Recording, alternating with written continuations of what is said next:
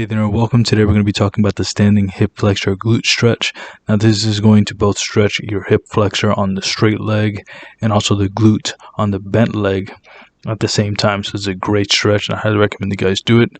At the end of the video we're going to be talking about some of the common mistakes that I want to make sure you guys avoid at all costs. That way you can get the most out of this exercise with the least amount of risk. So the first thing you're going to do is find the box that I would say is around knee height, and then from there you want to take a nice wide lunge stance, and you want to make sure that you're using that right hand to push against the hip in that, and also think about really squeezing your core and pushing your hips forward instead of just bending forward. But before we continue with more tips, here's a word from today's video sponsor. I'm today's video sponsor, and if you'd like help losing fat or gaining muscle, there are a few ways I can help you down below. Either set up a free consultation with us, purchase through one of our free affiliate links, or purchase one of our instant access affordable training programs. Can't wait to be of service to you. Now let's get back to the rest of the video. Now, one thing you're definitely going to have to improve on or have is definitely some balance when you're doing this stretch.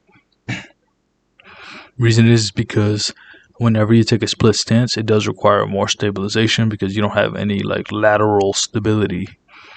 Now, also what I want you guys to focus on doing is that back leg actually stay on your toes. So stay on your toes on that back leg. That will allow you to kind of push your hips in a little bit more without your calves being the limiting factor. Also make sure that front leg, that your knee is right over top of that foot, and that your foot is flat on the box. You do not want to be tippy-toeing on the front foot. That's definitely a no-no, because there's no way you're going to be able to maintain balance over a long period of time, or even a short period of time for that matter. Another key thing you want to make sure you're doing is making sure that you're holding that position for approximately 20 seconds and then switching to the other side. You could increase the duration depending on how much of a stretch you want or need, but you want to make sure that you're at least doing 20 seconds and then do that for around somewhere between 3 to 5 minutes or something like that. Another thing you want to make sure that you're doing is that you're actually staying upright. So notice my torso is upright while I'm pushing my hip on that straight leg in. That's what I want to be thinking about. I don't want to just be thinking about moving my body forward. I want to be thinking about bringing my hips in, especially on the straight leg. And then when you're thinking about stretching the glute on the bent leg, you want to be thinking about going as deep as possible. So if you could do a box that's higher, then that's fine.